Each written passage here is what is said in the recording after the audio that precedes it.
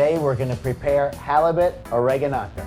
For this recipe, you'll need some white wine, some extra virgin olive oil, fresh lemon, seasoned breadcrumbs, some all-purpose flour, and a beautiful piece of halibut.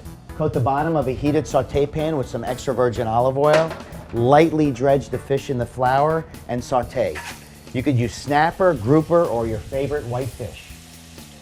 Now that the fish is browned on one side, you want to turn the fish over, drain the excess oil, add a little white wine, some fresh lemon, and some seasoned breadcrumbs. Place the fish in a preheated oven at 400 degrees.